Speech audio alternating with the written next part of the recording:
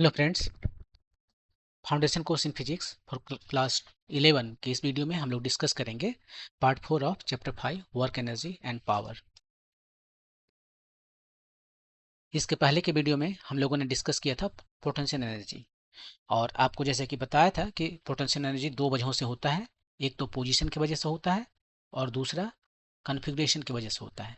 तो पोजीशन की वजह से जो पोटेंशियल एनर्जी होता है, जैसे हाइट की वजह से जो पोटेंशियल एनर्जी है, यहाँ पर कोई हाइट पर है mgh, वो है पोजिशनल पोटेंशियल एनर्जी। अब दूसरे तरह का जो पोटेंशियल एनर्जी है वो है स्प्रिंग की वजह से होता है, कन्फिग्रेशन की वजह से होता है। यहाँ पर कन्फिग्रेशन है और इसके वजह से पोटेंशियल एनर्जी यहाँ हो रहा है। इसको हम लोग डिस्कस करेंगे। तो कहने का ये मतलब है कि हम लोग स्प्रिंग का पोटेंशियल एनर्जी डिस्कस करेंगे। यहाँ पर क्या है कि एक एक स्मूथ हम ले लिए हैं, ये स्मूथ ग्राउंड है, और इस ग्राउंड पर जो है सो एक ऑब्जेक्ट रखा हुआ है, ठीक है। और इसको कनेक्ट कर दिए हैं एक स्प्रिंग से। स्प्रिंग का कोई कांस्टेंट है के उसको कहते हैं, उसके बारे में अभी डिस्कस करेंगे। और ये शांति से रखा हुआ है। इसका जो लेंथ है वो नेचुरल लेंथ है, मतलब ना इसमें ना ही एक्सटेंशन है ना ही कॉम्प्रेशन है। जितना इसका लेंथ होना चाहिए उतना ही है, और ये यहाँ पर आराम से रखा हुआ है, ठीक है।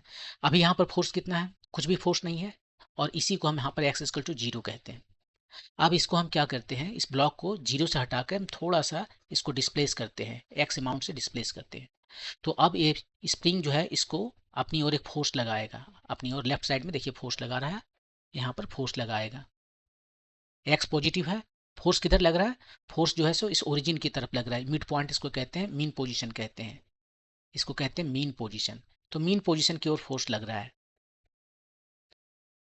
हम ये ब्लॉक जो है इसको राइट में डिस्प्लेस किए, फोर्स लेफ्ट में लग रहा है। इसी को यदि अब हम लेफ्ट में डिस्प्लेस करें तो इसको क्या करेगा? अब ये जो फोर्स राइट में लग रहा है, हम जिधर भी इसको डिस्प्लेस करें, फोर्स का डायरेक्शन ये जो मीन पोजीशन है वो वहां पर उसके करीबन x=0 उसके करीबन होता है, ठीक है। और ये फोर्स, तब इसको हम कैसे लिख सकते हैं? ये जो स्प्रिंग फोर्स है एफ एस से दिखा रहे हैं, ये होता है केवल डायरेक्शन, ये ऐसा नहीं होता है, ये प्रोपोर्शनल होता है एक्स के। और यहाँ पर हम लिख सकते हैं -kx। ये स्प्रिंग फोर्स जो है सो प्रोपोर्शनल होता है जो डिस्प्लेसमेंट है उसके, और ये माइनस साइन बताता है कि ये हमेशा मीन पोजीशन की ओर आएगा। और के एप तो प्रोपोर्शनल है, इसको आप ऐसे कह सकते हो कि ये स्प्रिंग फोर्स जो है वो प्रोपोर्शनल है डिस्प्लेसमेंट के। जितना एक्सटेंशन या कंप्रेशन करते हैं स्प्रिंग में उसके प्रोपोर्शनल होता है, और ये हुक्स लॉ भी कहलाता है।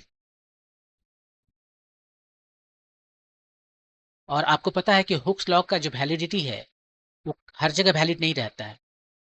वैलिडिटी जो है सो ये एक्स जो है सो बहुत ज़्यादा नहीं हो, मतलब एक्स जो है सो स्मॉल रहना चाहिए। आप ऐसा ना करो कि इसको इतना ज़्यादा एक्सटेंड करो कि ये स्प्रिंग अपना जो वर्च्यू है इसका स्प्रिंग का रिस्टोर करने का पावर ही खत्म कर जाए, और यहाँ ना आके कहीं यहीं इधर ही रुक जाए। तो उतना ज़्यादा आपको नहीं करना है, इसको एक्सटेंड या कॉम्प्रेस उतना नहीं करना है। तो एक्स को जो है सो ये हुक्स लॉ यहाँ पर है, और इसलिए इसका वैलिडिटी एक रीजन में होता है। और वो जो है कि एक्स बहुत बड़ा नहीं होना चाहिए, बहुत ज़्यादा आप बड़ा करोगे तो ये ईल्ड करने लगेगा, ठीक है। तो यही है स्प्रिंग फोर्स। माइनस साइन दिखा रहा है कि हमेशा मीन पोजीशन की ओर रहेगा, और डिस्प्लेसमेंट दिखा रहा है यहाँ पर इस तरह से। इसी को यदि हम प्लॉट करें यहाँ पर एफ एस वर्सेस एक्स में, तो क्या दिख रहा है कि जब हमारा पॉजिटिव इसका डिस्प्लेसमेंट है तो फोर्स किधर है? निगेटिव है, देखिए निगेटिव दिखाया फोर्स। और जब हमारा डिस्प्लेसमेंट निगेटिव है तो फोर्स राइट साइड मतलब पॉजिटिव दिखा रहा है। ये राइट साइड को हम कह रहे हैं पॉजिटिव डायरेक्शन, तो लेफ्ट साइड अपने आप निगेटिव हो गई। तो फोर्स आप देख सकते हो, यदि डिस्प्लेसमेंट हमारा पॉजिटिव है, राइट में है, तो फोर्स लेफ्ट में जाता है, निगेटिव हो गया। और जब हमारा फोर्स डिस्प्लेसमेंट लेफ्ट में है मतलब नेगेटिव है, तो हमारा फोर्स पॉजिटिव हो गया। और यही है, इसी को यदि आप प्लॉट करना चाहो तो एक स्ट्रेट लाइन है ना, ये क्या है? एक स्ट्रेट लाइन का इक्वेशन है, straight line passing through origin, क्योंकि इसमें इंटरसेप्ट नहीं है, पासिंग थ्रू ओरिजिन, ओरिजिन से होकर जा रहा है। तो ये आपका जो है सो स्प्रिंग फोर्स है। अब बात करते हैं कि स्प्रिंग फोर्स है, तो सबसे पहले ये देखते हैं कि हम स्प्रिंग को यदि स्ट्रेच करते हैं या कंप्रेस करते हैं तो कितना वर्क डन करना पड़ेगा, ठीक है। पहले देखते हैं स्प्रिंग ही कितना वर्क डन करता है। तो work done by spring, S for spring, जब हम इसको थोड़ा सा मान लीजिए 0 से लेकर x तक इसको डिस्प्लेस करते हैं तो कितना वर्क डन स्प्रिंग को करना पड़ता है, देखते हैं। देखिए, जब ये x इक्वल टू एक्स पर है तो इस पर फोर्स कितना लग रहा है, -kx। ये f है, ये f जो है सो कांस्टेंट नहीं है, फंक्शन है x का। तो अभी सब एक ही डायरेक्शन में है तो डायरेक्शन वेक्टर लेने की जरूरत नहीं है। ये है एफ एक्स डी एक्स। अब इसको इंटीग्रेट करेंगे, x कहाँ से कहाँ तक जा रहा है, मान लीजिए 0 से लेकर हम कोई पर्टिकुलर पोजीशन x तक जाते हैं, और ये माइनस साइन देना पड़ेगा, नहीं माइनस साइन भी देंगे क्योंकि एफ एक्स अब लिखते हैं, एफ एक्स का वैल्यू अब लिख रहे हैं। ये कितना हुआ, -kx हुआ डी एक्स। और x कहाँ से कहाँ तक जा रहा है, 0 से x तक जा रहा है।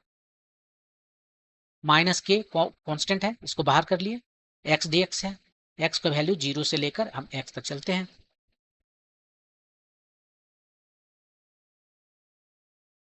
तो -x हुआ, x का इंटीग्रेशन x²/2 ये होता है इंटीग्रेशन। ये पोलिनोमियल फंक्शन है तो इसका पावर एक बढ़ जाता है और बढ़ा हुआ पावर से हम डिवाइड करते हैं। x का लिमिट रखते हैं 0 से लेकर x तक, और ये फाइनली आपको आ गया -k/2 x²। ये है वर्क डन बाय स्प्रिंग। ठीक है, स्प्रिंग ने इतना काम किया है। अब जरा देखिए कि हम ये जो वर्क डन बाय स्प्रिंग है वो किस चीज पर डिपेंड कर रहा है, केवल इसका इनिशियल और फाइनल पोजीशन पर डिपेंड कर रहा है, इनिशियल और फाइनल पोजीशन पर डिपेंड कर रहा है, depends on only initial and final position.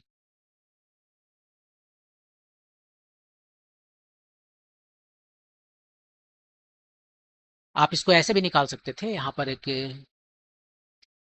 Work done by जो स्प्रिंग है उसको हम ऐसे कह सकते थे, यहाँ से ले लेते हैं, कितना लग रहा था, -k(x²/2) था। x का वैल्यू अभी तो हमने इसको कहाँ से कहाँ तक ले गया था, स्ट्रेचिंग फ्रॉम 0 to x तक था। अब जो है हम इसको स्ट्रेच करते हैं x1 to x2 तक, x1 to x2 तक स्ट्रेच कर रहे हैं, और तब हमें जो वर्क डन करना पड़ रहा है स्प्रिंग जो वर्क डन कर रहा है वो ये होगा। केवल लिमिट ही तो चेंज किए हैं, ये 0 to x जा रहा था, work done by spring in taking block from 0 to x।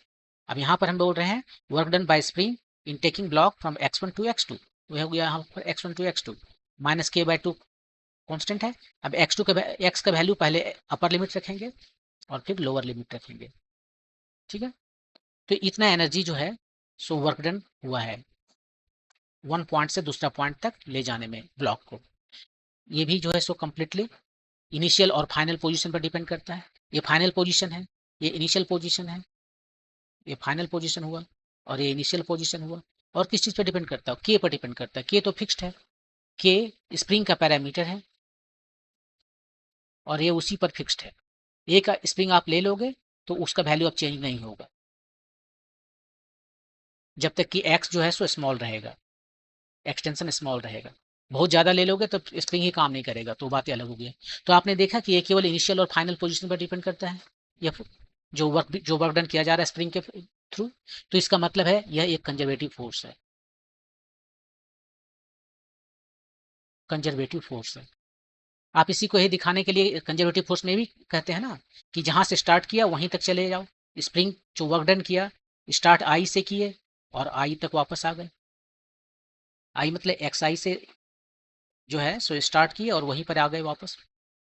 तो ये वर्क डन कितना है, यहाँ पर जो आपको देख फॉर्मूला है kx dx, कहाँ से कहाँ जाना है, xi से xi तक जाना है।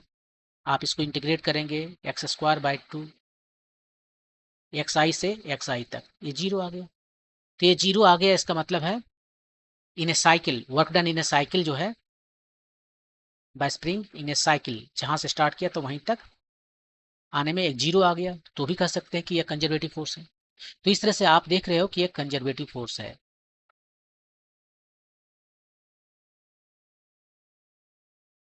ठीक है,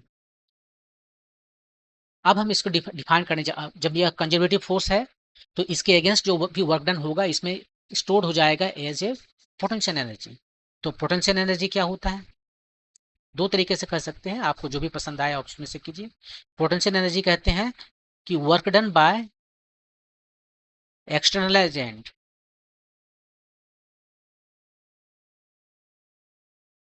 against conservative force against a conservative force.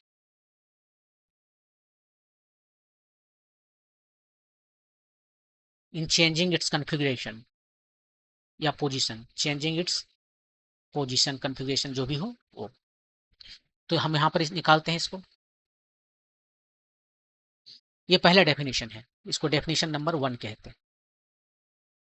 दूसरा आप इसको ऐसे भी कह सकते हो कि ये जो पोटेंशियल एनर्जी है वो होता है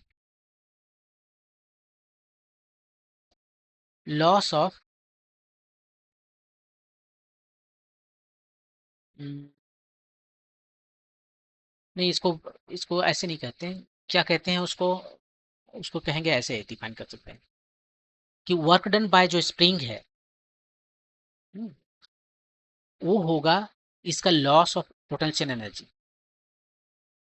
पोटेंशियल एनर्जी मतलब initial potential energy minus final potential energy, ऐसे डिफाइन कर सकते हैं। और यहाँ पर जो है पोटेंशियल एनर्जी कितना होगा, यू होगा। लेकिन ये कि इनिशियल तो हमें देना पड़ेगा ना कि इसका रेफरेंस क्या है, रेफरेंस पोटेंशियल एनर्जी जो है वो 0 लेंगे, वो कहाँ पर लें। तो सबसे पहले रेफरेंस पोटेंशियल एनर्जी की बात कर लें।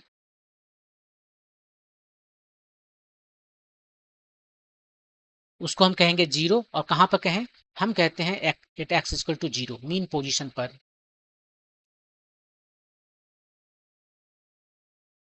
ये हमारा स्प्रिंग है, यहाँ पर फिक्स्ड है, ये मीन पोजीशन है। यहाँ पर जो एलोंगेशन इसमें कितना है, वो 0 है। स्प्रिंग जो है ना ही उसमें एक्सटेंशन है ना ही कॉम्प्रेशन है, तो कितना एनर्जी उसमें स्टोर्ड है, कोई एनर्जी नहीं स्टोर्ड है। यही तो यही कॉमन सेंस है कि इसी को हम इसका इस पोजीशन में जो एनर्जी है उसको हम कहते हैं 0। ये हम मान ले रहे हैं, हम चाहे तो कहीं और मान सकते हैं, हम इस कॉर्नर पर मान सकते हैं कि यहाँ पर जब आया है तब जो एनर्जी है वो पोटेंशियल एनर्जी हमारा 0 है। तो ये जो पोटेंशियल एनर्जी यहाँ पर बाद में निकलेगा वो उसके रेस्पेक्ट में निकलेगा। तो सारे जो पोटेंशियल एनर्जी आएगा वो थोड़ा अलग आएगा, लेकिन फाइनली जो आपका आंसर आएगा, जो आपको जो कुछ भी आप कैलकुलेट कर रहे हो वो चेंज नहीं होगा। लेकिन ये बड़ा ऑड लगता है, सारी दुनिया जो है सो एक्स इक्वल टू 0 पर पोटेंशियल एनर्जी को लेते हैं, और ये रिजनेबल है। क्योंकि देखिए इस पोजीशन में जब स्प्रिंग रहता है तो उसमें एक्सटेंशन क्या है, कुछ भी नहीं है, नहीं कॉम्प्रेशन है, और यहाँ यहीं पर वो बिल्कुल आइडियल सिचुएशन में है, इक्विलिब्रियम में है। तो यहाँ के पोटेंशियल एनर्जी को 0 लेना बहुत ही रिजनेबल है। तो इसको हम रिजनेबल जो पोटेंशियल एनर्जी है वो ले लिए। अब हम बता निकालते हैं पहला से डेफिनेशन से।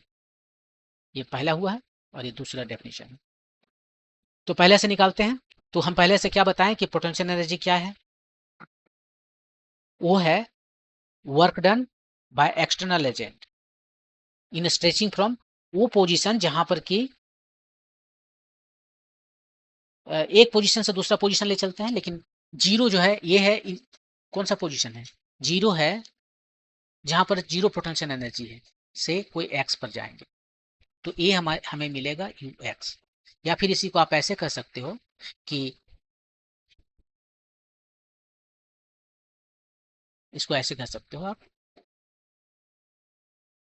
यदि एक्सटर्नल एजेंट 0 से लेकर एक्स तक स्प्रिंग को ले जाता है, यहां से लेकर इधर इधर एक्स तक ले जाता है यहाँ पर, तो इसका पोटेंशियल एनर्जी चेंज होगा यू एक्स माइनस यू 0।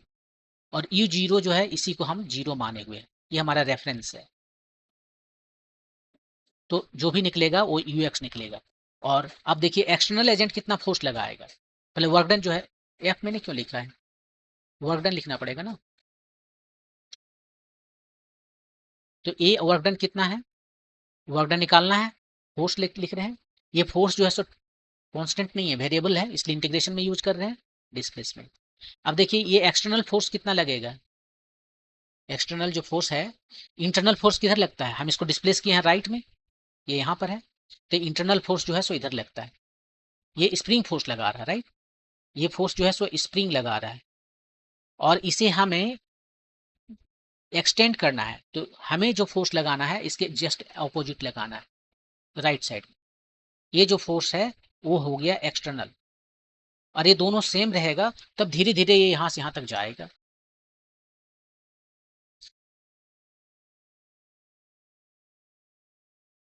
तो यहाँ पर हमारा फोर्स कितना हो गया, स्प्रिंग का फोर्स होता है माइनस के एक्स, तो हमारा जो एक्सटर्नल फोर्स है वो हो गया प्लस के एक्स, तो प्लस के x time D x. X को ले गया है 0 से लेकर एक्स तक। अब इसका वैल्यू के बाहर कर लीजिए, एक्स स्क्वायर बाय 2 आया एक्स का इंटीग्रेशन, और इसका लिमिट रखिए x equal to 0 to x तक, तो ये आपका आया हाफ के एक्स स्क्वायर। ये वर्क डन है बाय एक्सटर्नल एजेंट, और वही है आपका potential energy respect to mean position, reference position. तो पोटेंशियल एनर्जी जो भी आया वो आया आपका हाफ के एक्स स्क्वायर। ठीक है, दूसरा तरीका से निकाल कर दिखाते हैं आपको कि यहाँ पर ये वाला जो मैंने कहा कि इसके पास कुछ पोटेंशियल एनर्जी है, और उसके बाद में यदि वर्क डन किया जाएगा स्प्रिंग के द्वारा तो उसका पोटेंशियल एनर्जी कम हो जाएगा। वर्क डन बाय स्प्रिंग वो हो जाएगा इसका लॉस, पोटेंशियल एनर्जी का loss, you I minus U F. अब यू आई किसको लेते हैं, रेफरेंस को लेते हैं, यू जीरो पर ले लेते हैं, यू आई ये 0 से लेकर यू एक्स तक जा रहा है, इसको रेफरेंस है ये हमारा, तो इसको हम 0 लेते हैं और ये हमारा यू एक्स हो गया। तो हमें यहाँ से यू एक्स निकल जाएगा। सिंपली हमें क्या निकालना है, work done by spring in taking the when block goes from 0 to x. ये आपका ब्लॉक है, इधर स्प्रिंग जो है यहाँ से यहाँ तक गया है, ये मीन पोजीशन है, मीन पोजीशन को हम 0 मान लिए हैं। यहाँ से यहाँ तक गया जब, तो इधर फोर्स लग रहा है, कौन लगा रहा, स्प्रिंग, स्प्रिंग फोर्स है ये तो लगा ही रहेगा ना। तो ये वर्क डन कितना होगा, माइनस के एक्स, ये स्प्रिंग फोर्स हुआ, और डिस्प्लेसमेंट कहाँ से कहाँ तक लेके गया, 0 से एक्स तक गया। ये माइनस बाहर कर लेते हैं, इधर भी माइनस है उसको हटा देते हैं, तो ये हो गया के एक्स डी एक्स, और इधर हो गया यू एक्स, और ये आ गया आपका के कहाँ से 0 से एक्स तक, के एक्स स्क्वायर बाय 2 हो गया, इसको इंटीग्रेट कीजिए तो ये आपका सेम चीजें आ गया। तो आप इसको चाहे इस तरीके से निकालो कि जो भी वर्क डन स्प्रिंग करेगा उससे उसका एनर्जी लॉस होगा, पोटेंशियल एनर्जी लॉस होगा। या फिर ऐसे कहिए कि ये जो कंजर्वेटिव फोर्स है उसके अगेंस्ट एक्सटर्नल एजेंट को जितना वर्क डन करना पड़ेगा in stretching some block from x equal to 0 to x तक, वो उसका पोटेंशियल एनर्जी है कहाँ पर, at x equal to x पर। तो इस तरह से हमें पता चल गया है कि इसका पोटेंशियल एनर्जी जो है सो कितना है स्प्रिंग का, ये पोटेंशियल एनर्जी जो है ऑफ स्प्रिंग वो आ गया, यदि वो एक्स पोजीशन पर है तो हाफ के एक्स स्क्वायर। ठीक है, अब आप यहां से आपको पता है कि एक कंडीशन है कंजर्वेटिव फोर्स का, कि यदि कोई कंजर्वेटिव फोर्स है तो आप उसको डिफ्रेंशिएट कीजिए एनर्जी को, आपको फोर्स मिलेगा। ये है, तो फोर्स देखते निकाल कर कि कितना आ रहा है, माइनस हाफ के, ये कांस्टेंट है, एक्स को जो है सो एक्स स्क्वायर को डिफ्रेंशिएट कीजिए, माइनस हाफ टाइम 2x, और ये के इधर बचा हुआ है माइनस के एक्स, यही ना स्प्रिंग फोर्स है, F equal to minus spring force. तो पोटेंशियल एनर्जी से आपको स्प्रिंग फोर्स भी पता चल गया। अच्छा ठीक है, यदि अब एनर्जी हमें पता हो गया है कि इसका पोटेंशियल एनर्जी क्या है, तो इस सिचुएशन में कहाँ क्या होगा इसका पोटेंशियल एनर्जी। ये मान लीजिए हमारा ब्लॉक है, ये बहुत मैक्सिमम जो है यहाँ पर तक गया है, ये हमारा मीन पोजीशन है, एक्स इक्वल टू 0, ये है मीन पोजीशन। और जो सबसे एक्सट्रीम गया यहाँ पर नहीं बनाएंगे क्योंकि उतना एक्सट्रीम लेफ्ट में भी जाएगा, और लेफ्ट में जाएगा तो दीवार से टकरा जाएगा, तो यहाँ पर रखते हैं। ठीक है, ये दोनों जो है सो इसका एक्सट्रीम पोजीशन है। ऐसा करते हैं, एक्सट्रीम पोजीशन को हम दूसरा कलर से और डॉटेड लाइन से दिखाते हैं।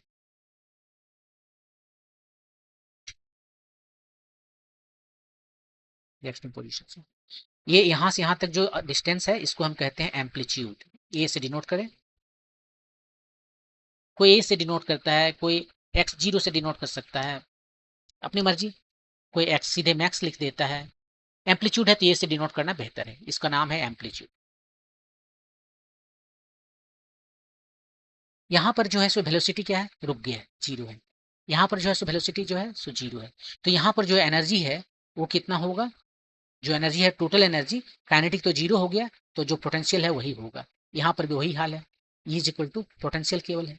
और यहाँ पर इस पोजीशन पर, इस पोजीशन पर एक्सटेंशन है ही नहीं। जब इस पोजीशन पर ब्लॉक आता है तो स्प्रिंग का जो लेंथ है वो उसका नेचुरल लेंथ है, उसमें ना ही एक्सटेंशन है ना ही कॉम्प्रेशन है। इसका मतलब है कि उसमें जो एनर्जी है वो पोटेंशियल एनर्जी 0 है। यहाँ पर पोटेंशियल एनर्जी 0 है, तो टोटल एनर्जी क्या होगा, जस्ट काइनेटिक एनर्जी। तो देखिए यहाँ पर जो पोटेंशियल एनर्जी है वही टोटल एनर्जी है। एक्सट्रीम इन राइट साइड में जो जहाँ पर है ब्लॉक, वहाँ पर उसका पोटेंशियल एनर्जी ही टोटल एनर्जी है। और मीन पोजीशन पर पोटेंशियल एनर्जी 0 है, इसलिए टोटल एनर्जी काइनेटिक एनर्जी। अब एनर्जी तो कंजर्व्ड है, तो एनर्जी कंजर्व है तो उसके हिसाब से कंजर्वेशन लॉ ऑफ एनर्जी जो हम लगाते हैं, ये तीनों का हम नाम दे देते हैं। ये ओ पोजीशन है, ये पोजीशन है, ये B position. Energy at O equal to energy at A equal to energy at B point. ठीक है। अब एनर्जी एट ओ और एनर्जी एट ए को देख लेते हैं। ये बी और ए एक ही जैसा है। यहाँ पर जो है सो काइनेटिक एनर्जी है half m v not square. V not मतलब कि पोजीशन, मीन पोजीशन पर जो इसका वेलोसिटी है उसका स्क्वायर। और ए पर जो है, ए पर जो पोटेंशियल एनर्जी आपको दिख रहा है वो केवल उसका काइनेट टोटल एनर्जी उसका केवल पोटेंशियल एनर्जी है। कहाँ पर, एक्स इक्वल टू ए पर।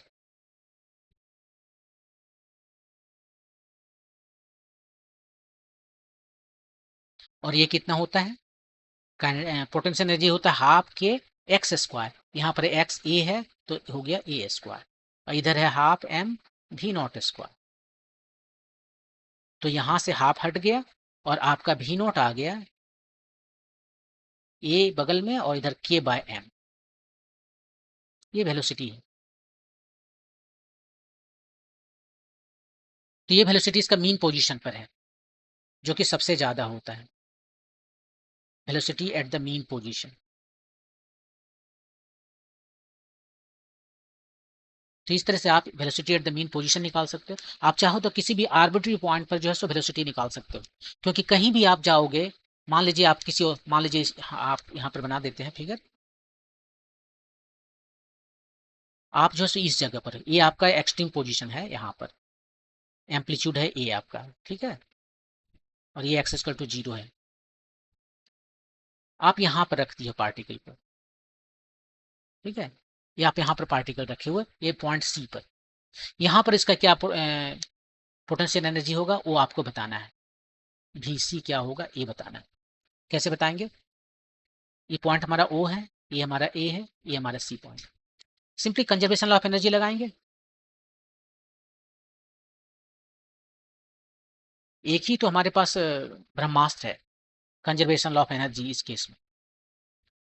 तो यहाँ पर जब कंजर्वेशन लॉ ऑफ एनर्जी लगाएंगे तो टोटल एनर्जी जो है ओ पर, यहाँ पर जो है या यहाँ पर जो भी लेना है, equal to total energy at C पर। ओ पर कितना है टोटल एनर्जी, हाफ एम कितना, वी नॉट स्क्वायर। और सी पर जो है सो दोनों है, पहले तो हाफ के एक्स स्क्वायर है, ये आपका यहाँ से यहाँ तक जो है सो एक्स डिस्प्लेसमेंट है, और हाफ एम भी सी स्क्वायर। ठीक है। अब हाफ हर जगह से कट गया, A m v not square कितना हुआ, वी नॉट अभी निकाले हुए हैं, A times k by m का स्क्वायर रूट। तो ए मतलब ए स्क्वायर, के बाय एम आया, ये आया के स्क्वायर, और ए आया आपका एम वी सी स्क्वायर। हमें क्या निकालना है, हमें वी सी निकालना है, तो वी सी निकालते हैं। V c square m v c square, इसको इस साइड ले गए, एम ए स्क्वायर, यहाँ तो एम कट कट गया, तो सिंपल कर लेते हैं पहले। अब एलजेब्रा है, k square minus k x square, k common कर लिए, A square minus x square, ये है एम वी सी स्क्वायर का वैल्यू। तो वी सी कितना आया, वी सी आया k by m A square minus x square, ये आपका वैल्यू। के बाय एम को जो है सो हम ओमेगा कह देते हैं, ओमेगा स्क्वायर एक्चुअली। यदि हम के बाई एम को ओमेगा स्क्वायर कहें तो हमारा ये फॉर्मूला हो जाएगा ओमेगा रूट ओवर ए स्क्वायर माइनस एक्स स्क्वायर, वहां जहां पर कि ओमेगा क्या है, के बाय एम है। तो इस तरह से वेलोसिटी आपको कहीं भी पता चल जाएगा, आप ऐसे निकाल सकते। टोटल एनर्जी जो है वो कितना है, वो निकाला है कहीं पर ना, जो टोटल एनर्जी है वो निकाला था कहीं पर, ये देखिए ये वाला है हाफ के एक्स ए स्क्वायर।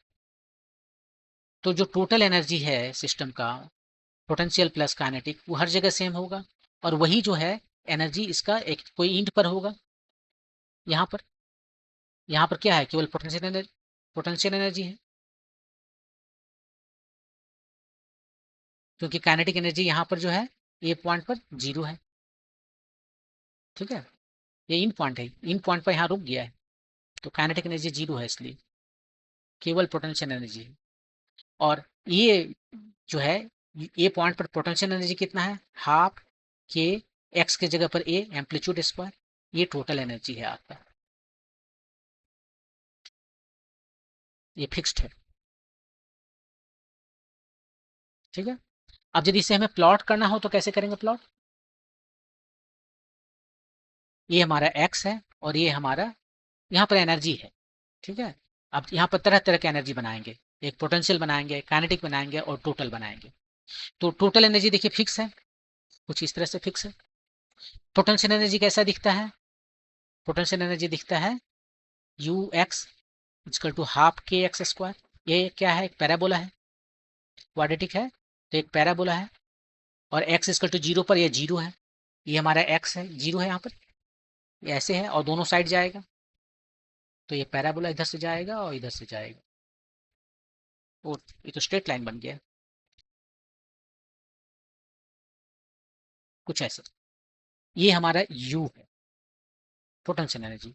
कलर चेंज करते हैं, और अब काइनेटिक एनर्जी कितना है, काइनेटिक एनर्जी एक्स पर कितना है, वो देखिए आपको दिया है यहाँ पर, ये देखिए VC पता है आपको कोई जनरल पॉइंट पर, तो काइनेटिक एनर्जी भी एक्स आएगा half m v c square, half m v c square, VC square कितना है देख लीजिए, ओमेगा स्क्वायर, ओमेगा छोड़िए यहाँ से, ओमेगा अभी बात नहीं कर रहे हैं, तो K by M times A square minus x square, के by M times A square minus x square, M खत्म, half K A square minus half के एक्स स्क्वायर, ये है टोटल एनर्जी, और ये है आपका पोटेंशियल एनर्जी, ये रहा आपका काइनेटिक एनर्जी।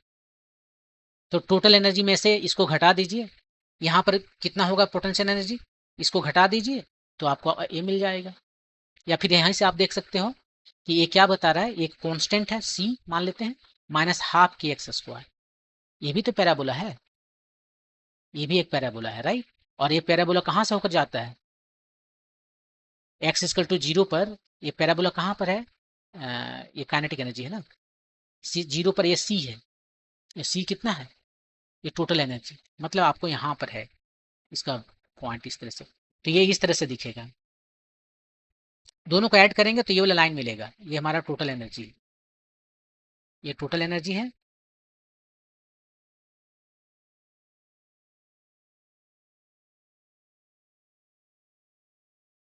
कुछ इस तरह से, बढ़िया से बन नहीं रहा है, पैराबोला है। तो ये ब्लू ग्रीन वाला तो आपका हो गया पोटेंशियल एनर्जी, और ब्लू वाला आपका हो गया काइनेटिक एनर्जी, और यहाँ पर रेड से हम बनाते हैं, जो ये लाइन आपको जो दिख रहा है रेड से, वो है टोटल एनर्जी, इसके आगे नहीं है, बस यहीं तक है टोटल एनर्जी, इसको ई कहते हैं। इधर डिस्प्लेसमेंट ही नहीं है तो कुछ कैसे आएगा, ये तो रहेगा इधर। तो यहाँ पर देख लीजिए आपका ये रहा पोटेंशियल एनर्जी, जो पैराबोला अपवर्ड है, और जो डाउनवर्ड पैराबोला है वो है काइनेटिक एनर्जी, और ये स्ट्रेट लाइन जो है सो टोटल एनर्जी, और टोटल एनर्जी जो है वो दोनों का सम है। ये आपका एक्स है, एक्स तो लिखा हुआ है इधर।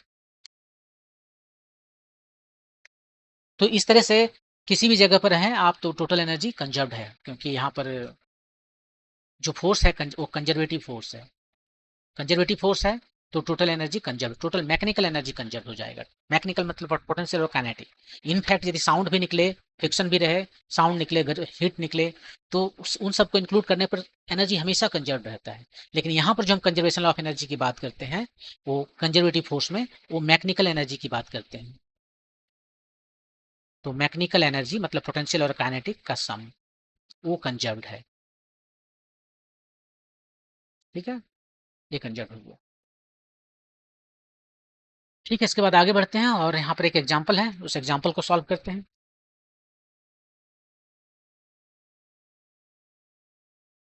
To simulate car accident, auto manufacturers study the collision of a moving car with mounted spring.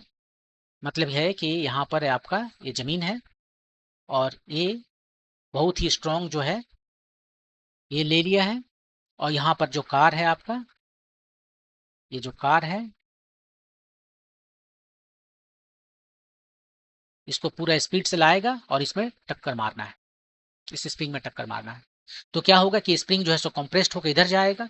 मान लीजिए कुछ ऐसा सिचुएशन आएगा आपका, ये मान लीजिए कार है आपका, ये कार यहाँ पर आया और इसको कंप्रेस कर दिया और कंप्रेस करके रुक गया, यहीं पर रुक गया। कितना कंप्रेशन आया, मान लेते हैं मीन पोजीशन हमारा यहाँ पर है, यहाँ तक था शुरू में, ये मान लेते हैं, और एक कार वहां पर आया, इसको पुश करके यहाँ तक ले गया। जो पैरामीटर्स दिए हैं वो क्या क्या है? Consider a typical simulation with car of mass 1000 kg, 1000 kg 10 quintal का वेट है कार का, और उसका स्पीड है 18 किलोमीटर पर आवर। किस स्पीड से आ रहा है? 18 किलोमीटर पर आवर। आप इसको जो है सो मीटर पर सेकंड में कन्वर्ट कीजिए, क्योंकि हम लोग सारा कैलकुलेशन ऐसा यूनिट में कर रहे हैं। तो 1 किलोमीटर पर आवर होता है 5/18 मीटर पर सेकेंड। तो ये आ गया आपका 5 मीटर पर second on a smooth road. Road जो है सो स्मूथ है यहाँ पर, याद रखिए, क्योंकि इसके बाद में एक क्वेश्चन दिया है जिसमें रोड को स्मूथ नहीं रखा। स्मूथ मतलब फ्रिक्शन नहीं, म्यू जो है सो 0। Colliding with horizontally mounted spring, यहाँ पर कोलाइड किया, of the constant, spring constant जो है वो आपको है 5.25 टाइम्स 10⁻³ न्यूटन पर मीटर। यही स्प्रिंग कांस्टेंट जो कि हम लोग यहाँ पर देख रहे थे हमेशा, जहां जहां किया आया वो स्प्रिंग कांस्टेंट है। स्प्रिंग कांस्टेंट कहने का मतलब ये है कि F is equal to -kx है ना। तो यदि आप कह दीजिए कि x इज इक्वल टू 1, तो F जो है वही है -k। मैग्नीट्यूड की बात करें तो जस्ट मैग्नीट्यूड जो है सो F के बराबर है। यानी कि एक यूनिट यदि हम इसमें कंप्रेशन या एक्सटेंशन करते हैं स्प्रिंग में, तो जितना फोर्स देता है एक यूनिट कंप्रेस करने पर या एक्सटेंड करने पर, स्प्रिंग जो फोर्स देगा उसको कहते हैं उसका फोर्स कांस्टेंट है ही। तो न्यूटन पर मीटर, 1 मीटर इसको कंप्रेस करेंगे तो इतना मीटर फोर्स देगा, यही spring constant. What is the maximum compression of the spring? Maximum compression of the spring, जब ये मैक्सिमम कंप्रेशन कब होगा? जब आके गाड़ी यहाँ रुक जाएगी। अभी किस स्पीड से चल रही है? 5 मीटर पर सेकेंड की स्पीड से। इसमें जो है सो कोलाइड किया और इसको जो है पुश किया वहां से यहाँ तक, कितना पुश किया, ये आपका मैक्सिमम कंप्रेशन है। यहाँ से यहाँ तक था पहले स्प्रिंग, लेकिन अब यहाँ स्प्रिंग यहाँ आ गया और उसके बाद गाड़ी रुक भी गई। तो इसको बनाना है कि आपको बताना है कि मैक्सिमम कंप्रेशन जो स्प्रिंग में है वो कितना है। देखिए इसको बनाते हैं, क्या करना है।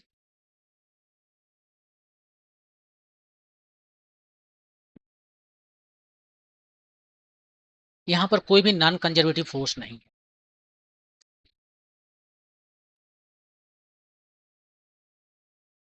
और है भी तो हम उसे इग्नोर कर रहे हैं। ठीक है, नहीं है, या है तो इग्नोर कर रहे हैं। नॉन कंजर्वेटिव फोर्स जैसे फ्रिक्शन है, नहीं है, गायब कर दिया है, तो यहाँ रोड स्मूथ है। ठीक है, उसके बाद इसमें जब कोलाइड होगा तो कोलिजन के बाद में साउंड आएगा। तो साउंड वगैरह आएगा, लेकिन उसको भी इग्नोर कर रहे हैं। ठीक है, तो जो भी एनर्जी है वो कंजर्व्ड है। तो हम सिंपली चलते हैं from conservation law of energy. गाड़ी का जो एनर्जी यहाँ पर था, मतलब कि शुरू में जो एनर्जी था, यदि हम सिस्टम माने स्प्रिंग को, हमारा सिस्टम अब क्या है? हमारा सिस्टम है अब स्प्रिंग प्लस कार, ये हमारा सिस्टम है। तो इस सिस्टम का एनर्जी शुरू में जो था वही एनर्जी बाद में होगा इस सिस्टम का। तो शुरू में एनर्जी कितना था? शुरू में जिसका एनर्जी था केवल काइनेटिक एनर्जी, और बाद में केवल पोटेंशियल एनर्जी। बाद में जो है यहाँ पर केवल पोटेंशियल है, काइनेटिक जीरो है, और शुरू में पोटेंशियल जीरो है क्योंकि ये अपना नेचुरल लेंथ में था, यहाँ तक था, और गाड़ी के पास अपना जो पोटेंशियल एनर्जी है। तो काइनेटिक एनर्जी कितना है? Half m v square. Potential energy कितना है? हाफ के एक्स मैक्स का स्क्वायर। अभी कितना स्प्रिंग में कंप्रेशन आया है, देख रहे हैं, ये कंप्रेस कर गया है इतना, एक्स मैक्स है, तो एक्स मैक्स का स्क्वायर। हाफ खत्म, यहां से आप निकाल सकते हो एक्स मैक्स कितना आया, एम बाय के का स्क्वायर रूट टाइम्स भी, यही है। अब इसका वैल्यू यहाँ पर रख दीजिए, अपने आप आ जाएगा। भी कितना बोला था, गाड़ी का स्पीड कितना था, देख लीजिए, 5 मीटर पर सेकेंड, और इसका मास था 1000 kg। ये है 5 मीटर पर सेकेंड, मास है 1000 kg, और के का वैल्यू दिया हुआ है 5.25 किलो, 5.25 किलो। ये दो ठो खत्म हो गया, इसके बदले ऊपर में 100 लिख दिए, 525 आया, जो भी आया आपका आंसर।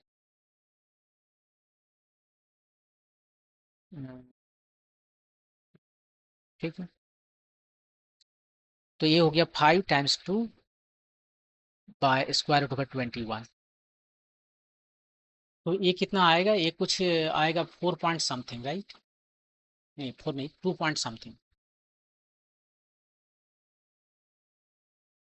ये हो गया 10, और ये आ जाएगा 4 पॉइंट मे बी 6, कुछ ऐसे। तो 2 पॉइंट समथिंग आएगा, 2.2 और 3 आएगा, इतना मीटर। देखिए कितना मीटर आ गया। मेरे ख्याल से क्वेश्चन में इस तरह का कॉम्प्लिकेटेड नहीं देता, वो जो 5.25 लिख रहा है वो मेरे ख्याल से लिखना चाह रहा होगा 6.25। 6.25 यदि लिख दे तो ये एग्जैक्टली जो है सो आपका 2 मीटर आ जाएगा। जैसे कि उसमें सॉल्व करके किताब में दिखाया, उसने आंसर लिखा है 2 मीटर। ये तभी पॉसिबल है यदि ये 5.25 की जगह पर 6.25 लिख दे, तब एग्जैक्टली 2 मीटर आ जाएगा। तो एनीवे आपका जो मैक्सिमम डिस्प्लेसमेंट आया वो कितना आया, 2.2 मीटर या 2 मीटर, जो भी आप बोलो।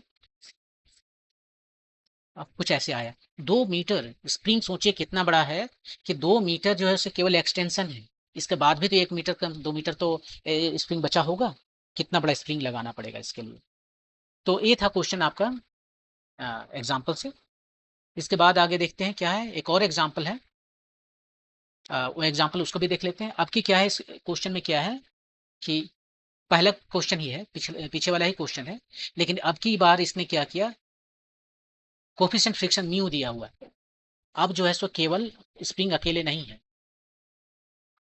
ये स्प्रिंग है, इधर से गाड़ी आ रही है, ये गाड़ी आ रही है इधर से, स्पीड है वही 5 मीटर पर सेकेंड, और उसके बाद अब यहाँ पर दिखा रहे हैं कि गाड़ी यहाँ तक आ गई, ठीक है, और स्प्रिंग जो है ये यहाँ है। ये इसका एक्स इक्वल टू 0 पोजीशन है, और ए अब हमारा इसको मैक्स एक्स प्राइम बोलते हैं इसको, और 0 लिख देते हैं, एक्स प्राइम 0।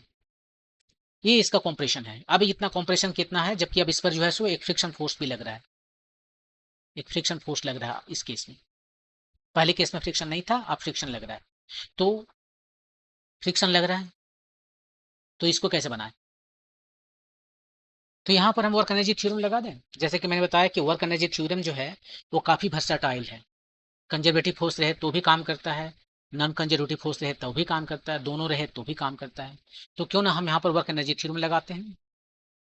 यहाँ पर दो फोर्सेस हैं, एक नॉन कंजर्वेटिव फोर्सेस ये है, और दूसरा एक स्प्रिंग फोर्स जो है वो है conservative force. Non conservative force है ये, और ये है कंजर्वेटिव फोर्स, दोनों है। तो वर्क एनर्जी थ्योरम हम लगा रहे हैं। वर्क एनर्जी थ्योरम कहता है कि जो वर्क डन है बाय ऑल फोर्सेस, वो कितना होता है, चेंज इन काइनेटिक एनर्जी, मतलब के फाइनल माइनस के इनिशियल। काइनेटिक एनर्जी फाइनल कितना है, 0 है, यहाँ तो रुक गया, और यहाँ पर 5 मीटर पर सेकेंड है। ये हो गया half m v square minus half m, m कितना है मास इसका 1000, और वेलोसिटी 5 स्क्वायर। तो ये कितना हो गया, ये हो गया -12 टाइम्स, ये हो गया 1000, ये हो गया 25, सो ये आ गया -1.25 टाइम्स 10⁴ इतना जूल।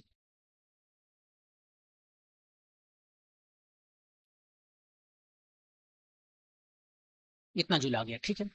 अब ये वर्क जो डन है इसको निकालना पड़ेगा। तो यहाँ पर दो तरह के वर्क होंगे, एक होगा बाय स्प्रिंग जो काम किया है सो, और दूसरा होगा ये जो फ्रिक्शन काम किया है वो। कितना स्प्रिंग ने काम किया, स्प्रिंग ने जो काम किया है वो कितना काम करेगा। आपको पता है कि स्प्रिंग जो है यहां से यहां तक जब आया तो स्प्रिंग में कुछ स्प्रिंग एनर्जी आ गया हाफ की एक्स स्क्वायर, और उतना एनर्जी कम हो जाएगा। स्प्रिंग क्या करता है, स्प्रिंग इसका एनर्जी को कम कर देता है, जीरो से इतना एनर्जी कम हो जाएगा। आप देख लीजिए, ये स्प्रिंग, ये जो एनर्जी है वो क्या है, ये है work done by external agent, और वो होता है हाफ की एक्स स्क्वायर। स्प्रिंग जो काम किया है वो work done by W done, spring जो काम किया है, वर्क डन बाय स्प्रिंग जो है वो एक्सटर्नल एजेंट के उल्टा काम करता है, माइनस के साइन काम करता है, क्योंकि स्प्रिंग का फोर्स और एक्सटर्नल एजेंट का फोर्स उल्टा होता है। तो ये कितना है, ये वाला जो है सो यहाँ पर दिख रहा है आपको, -12 के एक्स स्क्वायर। तो स्प्रिंग जो काम किया है वो -12 के एक्स स्क्वायर है। या फिर आप वैसे भी याद कीजिए कि कंजर्वेटिव फोर्स जब काम करता है तो उसका पोटेंशियल एनर्जी घटता है। तो वर्क डन बाय स्प्रिंग जो है वो इसका पोटेंशियल एनर्जी घट जाएगा। शुरू में कितना था पोटेंशियल एनर्जी, वो उतना, माइनस अब कितना पोटेंशियल एनर्जी है उतना। ये होता है work done by conservative force, ठीक है। और उसके बाद बचा ये हमारा फ्रिक्शन जो है, फ्रिक्शन ने कितना वर्क किया, तो फ्रिक्शन जो है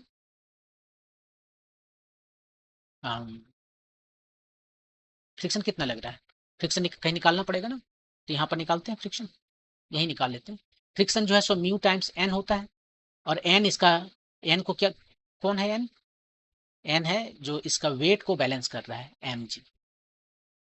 तो म्यू का वैल्यू है 0.5, कितना बोला था 0.5, हाँ 0.5, और मास है इसका 1000, और जी के वैल्यू हम 10 ले लेते हैं। तो ये 10 और ये पॉइंट खत्म हो गया, तो 5 टाइम्स 10⁻³ आया। तो ये आ गया 5 टाइम्स 10⁻³, यहाँ पर हमने कैलकुलेट किया है। और इनिशियल एनर्जी क्या है, जब यहाँ पर है शुरू में, स्प्रिंग शुरू में कहाँ था, मीन पोजीशन पर था ना, तो मीन पोजीशन पर इसका एनर्जी क्या है, 0। और अब कितना एनर्जी है जब यहाँ पर आ गया, तो हाफ के एक्स प्राइम एक्स स्क्वायर, यही है एक्सटेंशन, प्लस 5 टाइम्स 10⁻³। यहाँ पर इसका +5 होगा या -5 टाइम्स 10⁻³ होगा। फोर्स किधर लग रहा है, फोर्स इधर लग रहा है, और डिस्प्लेसमेंट किधर जा रहा है, वो ये तो मैंने लिखा ही नहीं है, ये तो केवल फोर्स निकाला है, और डिस्प्लेसमेंट देना पड़ेगा ना। तो यहाँ पर करते हैं,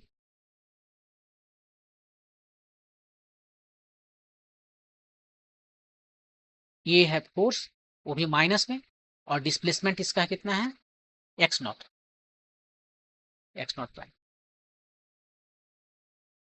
तो ये कितना हो गया, 5 टाइम्स टाइम, ये माइनस हो गया, इसको माइनस कर देते हैं, x0 प्राइम।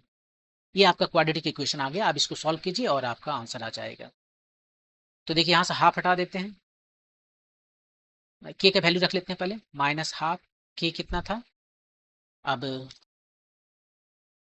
के का वैल्यू जो है सो हम 6.25 रखते हैं, क्योंकि मेरे ख्याल से वो वही बनाना चाह रहा था, टाइम्स 10⁻³ है, और एक्स प्राइम है स्क्वायर, -5 टाइम्स 10⁻³ एक्स प्राइम, और इक्वल टू -1.25 टाइम्स 10⁻⁴।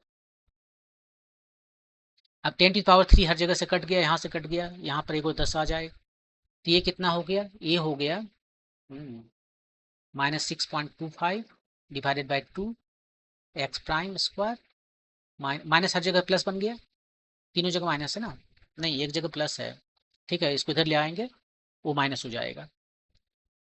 या आप सोच लीजिए सबको उठा कर उधर हम ले जा रहे हैं, आप इसको अपने तरीके से सिंप्लीफाई कर सकते हैं। 5x0 prime minus 12.5 equal to 0। 5 से भी हर जगह डिवाइड कर सकते हैं, तो 5 से डिवाइड करेंगे तो कितना हो जाएगा, 25, 2.5, 2.5 नहीं,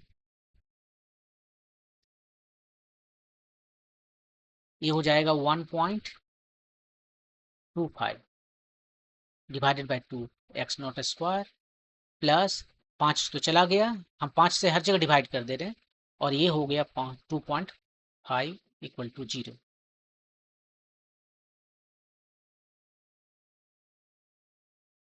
अब इसको क्या करते हैं, सबको 2 से मल्टीप्लाई कर देते हैं, तो ये हो गया 2.5 x prime square plus 2 x prime minus 5 equal to 0। अब एक्स नॉट का वैल्यू जो है सो आप निकालिए, ये हो गया minus B plus minus square root over B square, so 4 minus minus plus 4ac 24, ये 10 हो गया, 50 हो गया बाई 2, ये एक जगह पर 2.5 माइनस 2 प्लस माइनस ये हो गया 54, ये है हमारा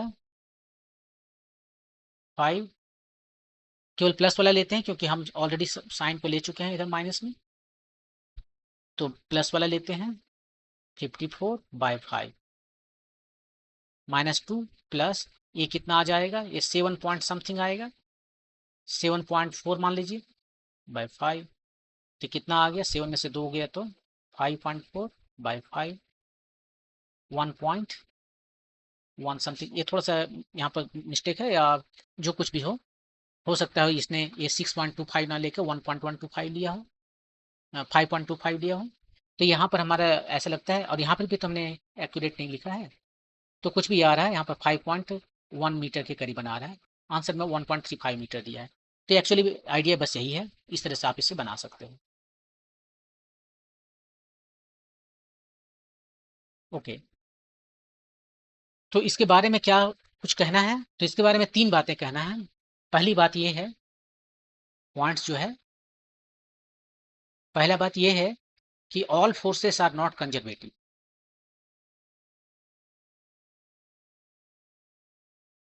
ठीक है, और यदि all forces are not conservative हो तो ठीक है, लेकिन वर्क एनर्जी थ्योरम जो है works for both conservative plus non conservative force. तीसरा, ये वर्क एनर्जी जो थ्योरम है उसमें डायनेमिक्स नहीं है, डायनेमिक्स नहीं है मतलब उसमें टाइम का स्पीड का जो है केवल फाइनल और इनिशियल पोजीशन पर आपको पता रहता है, does not have time, so dynamics किस तरह से आया है नहीं आया है वो डिपेंड नहीं करता। और एक बात ये कि जो हम रेफरेंस पोटेंशियल एनर्जी जो लेते हैं 0,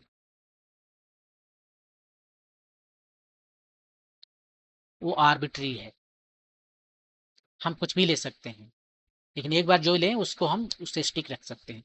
जैसे कि मान लीजिए यहीं पर हम दिखा रहे हैं, ये जो है ऑब्जेक्ट है, ये ग्राउंड है, हम इसको मान लेते हैं यूजुअली रेफरेंस लाइन, राइट, उसके बाद में ये हाइट यदि h है तो हम कहते हैं इसका पोटेंशियल एनर्जी है mgh।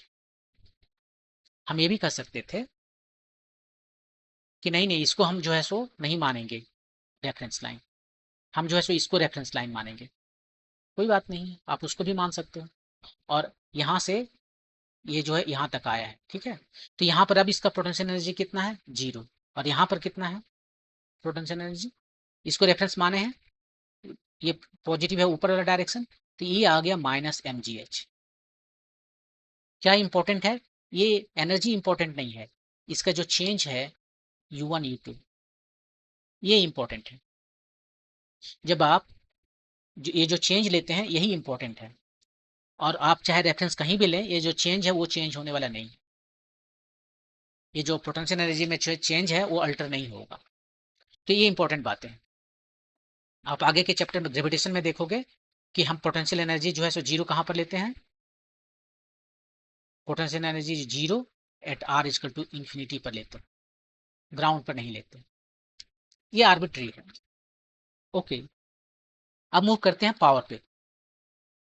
पावर पर बात करने से पहले थोड़ा सा और बात कर लेते हैं, यहाँ पर जो हम बात कर रहे हैं वो है conservation law of energy in the presence of non conservative force. Conservation law of energy, when a non-conservative force is present,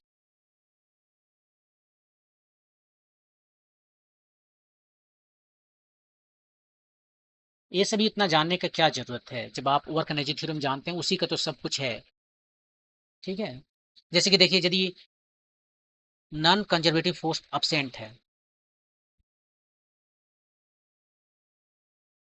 ये जो फोर्स है वो अब्सेंट है, equal to zero, case number 1। ठीक है, तो हमारा कंजर्वेशन लॉ ऑफ एनर्जी क्या कहता है? तब हमारा जो कंजर्वेशन लॉ ऑफ एनर्जी है वो कहता है कि एनर्जी जो है सो इनिशियली में जो था वही फाइनली होगा। डन। लेकिन अब यदि कंजर्वेशन लॉ केस 2 यहां पर लेते हैं, अब हम कहते हैं कि नॉन कंजर्वेटिव जो फोर्स है वो अब्सेंट नहीं है, नॉन कंजर्वेटिव फोर्स प्रेजेंट है, मतलब वो जीरो नहीं है। तब जो कंजर्वेशन लॉ ऑफ एनर्जी क्या कहेगा वो आपको दिखाना है। मैं अभी बता देता हूं कि वो क्या कहता है। यहां पर देखिए, जो चेंज आया एनर्जी में वो कितना है, जीरो। यहां पर जो चेंज आएगा, चेंज मतलब ई फाइनल माइनस ई इनिशियल, वो जीरो नहीं होगा। वो क्या होगा? वो होगा work done by non conservative force, यही होगा। यदि नॉन कंजर्वेटिव फोर्स अब्सेंट है तो ये जो चेंज है वो जीरो हो गया, मतलब जो इनिशियल एनर्जी है वही फाइनल एनर्जी है।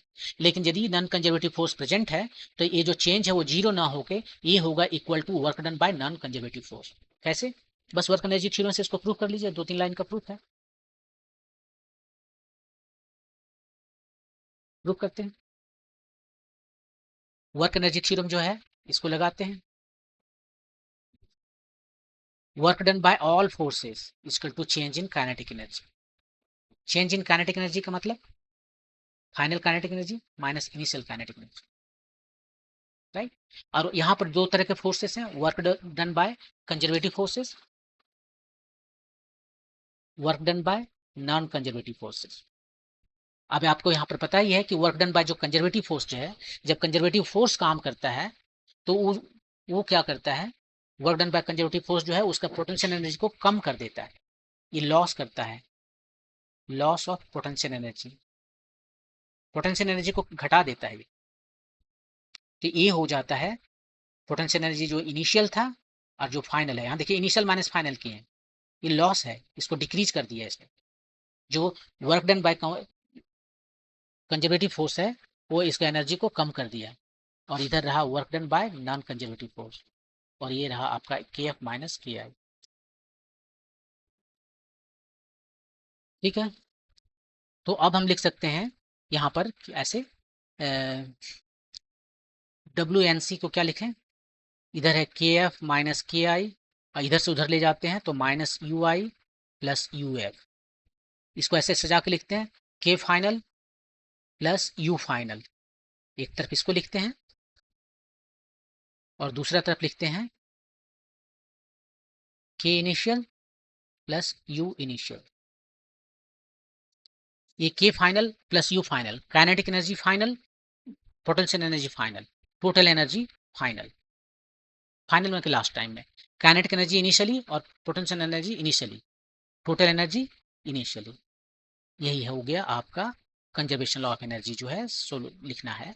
ये कंजर्वेशन लॉ ऑफ एनर्जी है in the presence of non conservative force.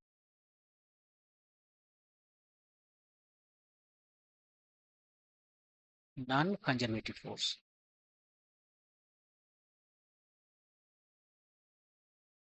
तो नॉन कंजर्वेटिव फोर्स है तो जो ओवर डन करेगा वो क्या करेगा, उतना चेंज लाएगा।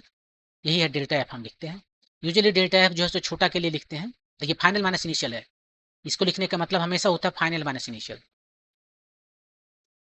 ठीक है, लेकिन हम यहाँ पर इसको यूज कर लेते हैं बड़ा के लिए। तो ये है एक तो इंपॉर्टेंट चीज आपका, यदि कंजर्वेटिव फोर्स ही केवल है, नॉन कंजर्वेटिव फोर्स अब्सेंट है, तो उस केस में आपको क्या करना है कि जो टोटल एनर्जी है वो कंजर्व्ड है, ई I equal to E F, मतलब जो चेंज हुआ है ई एफ माइनस ई आई वो जीरो होगा। लेकिन यदि नॉन कंजर्वेटिव फोर्स प्रेजेंट है तो उस केस में आप ये नहीं लिख सकते हो कि इनिशियली जो एनर्जी है वही फाइनल एनर्जी भी होगा। तो उस केस में आपको क्या करना है, यही करना है कि ई फाइनल माइनस ई इनिशियल ये हो जाएगा work done by non conservative force.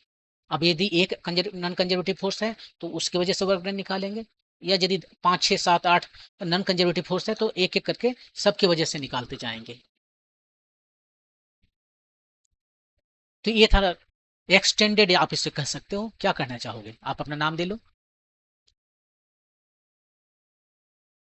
Extended conservation law of energy, आप इसे ये नाम दे सकते हो। ओके, ठीक है। अब मूव करते हैं पावर पे। पावर जो है सो इसके बारे में बता के इस वीडियो को यहीं पर एंड करेंगे। तो पावर क्या है? पावर जैसा कि बताया, यह जो है सो टाइम से रिलेटेड है। आप जो है सो स्टेयर्स को 50 स्टेयर है उसको 3 मिनट में चढ़ गए। हाँ, और एक बूढ़ा आदमी है उसको चढ़ने में वो 1 घंटा लगा है। तो इसका मतलब है कि आपके पास ज़्यादा पावर है। पावर का मतलब ये है कि काम तो आप कर सकते हो दोनों को ही। मान लीजिए ए और बी दो ठो इसमें एजेंट है, और ये दोनों ही एजेंट वो काम कर सकता है, लेकिन ए जो है सो फास्टर काम कर सकता है कंपेयर टू बी। ये स्लोवर करता है कंपेयर टू ए। तो इसका मतलब है कि पावर जो है सो इसका ज़्यादा है, इसका पावर कम है। जो स्लो करेगा उसका पावर कम है। तो पावर को यहाँ पर ऐसे डिफाइन करते हैं। पावर को डिफाइन करते हैं rate of doing some work, कितना फास्ट या स्लो आप काम करते हैं डूइंग वर्क। तो रेट ऑफ डूइंग वर्क जो है सो हम इंटीग्रेशन में कैलकुलस में कैसे लिखते हैं, D W by D T.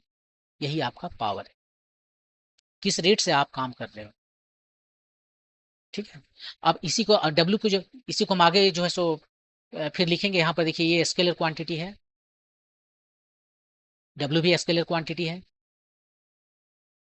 W को हम लिख सकते हैं एकदम कॉमन जो जनरल तरीका है, एफ डॉट टी आर लिख सकते हैं। वर्क डन जो है सो फोर्स टाइम डिस्प्लेसमेंट एकदम वेक्टर के साथ में। ठीक है। तो फिर इसे हम क्या करें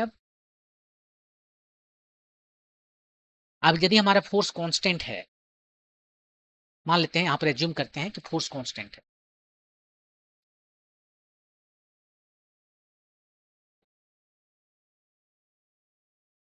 नहीं, ऐसा नहीं लिखते हैं।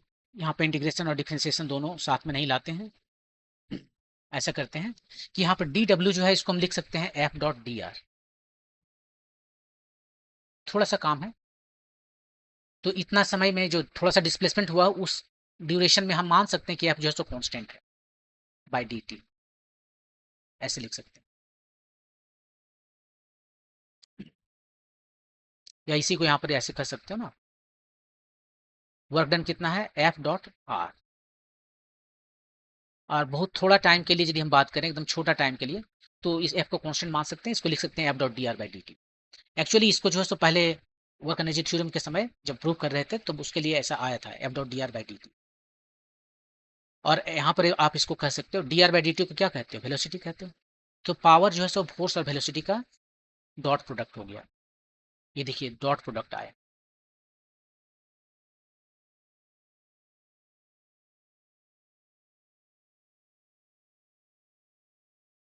यदि फोर्स वेरिएबल है तो पावर भी वेरिएबल होगा, और किसी पर्टिकुलर टाइम में उसका वेलोसिटी मान लीजिए v है और फोर्स f है, तो उस वक्त जो उसका डॉट प्रोडक्ट आएगा वही पावर होगा उस वक्त उसका।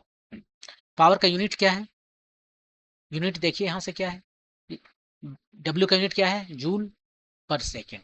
इसको हम वाट कहते हैं, W से यूज करते हैं, और WATT वाट। ये भी साइंटिस्ट है, इसका नाम पर रखा हुआ है। तो यहाँ पर जब हमें पूरा लिखना होगा तो W को छोटा करना होगा, और नहीं तो कैपिटल आप इसको ऐसे लिख सकते हैं। ये है पावर। पावर को जो है सो हॉर्स पावर में भी यूज करते हैं ना, और एक हॉर्स पावर जो है सो 746 वाट होता है। आज भी गाड़ियों का जो है सो कितना हॉर्स पावर है, एचपी है, 1.2 एचपी है, 5 एचपी है, ऐसे करके बातें करते हैं। तो वो 746 वाट के बराबर होता है। बुक में एक और चीज़ दिया हुआ है कि ये जो किलो वाट आवर, हम लोग जो कितना यूनिट बिजली घर में खर्चा हुआ, किलो वाट आवर, ये जो है सो एनर्जी है, पावर नहीं है। यहाँ वाट देख रहे हैं, इसका ये मतलब नहीं समझिए कि ये पावर है, ये एनर्जी है। क्यों? क्योंकि ये पावर है, किलो वाट तो पावर हुआ। अब पावर को आपने मल्टीप्लाई कर दिया है टाइम से, ये आवर है। किलो वाट आवर यहाँ पर कैपिटल एस लिखा हुआ, आवर है, कैपिटल एस नहीं लिखेंगे। किलोवाट स्मॉल आवर, एच लिखेंगे। तो ये टाइम है। पावर को यदि आप पावर को टाइम से मल्टीप्लाई कर दीजिएगा तो वर्क वाला आएगा, तो इसलिए ये एनर्जी हो गया। 1 किलोवाट आवर जो है वो कितना होता है, ये कितना बिजली होता है वो देख लीजिए। किलो मतलब 10⁻3, वाट मतलब 1 जूल/सेकेंड, और आवर मीन्स 3600 सेकेंड। ये सेकेंड सेकेंड खत्म हो गया तो आ गया 3.6 टाइम्स 10⁻6 जूल।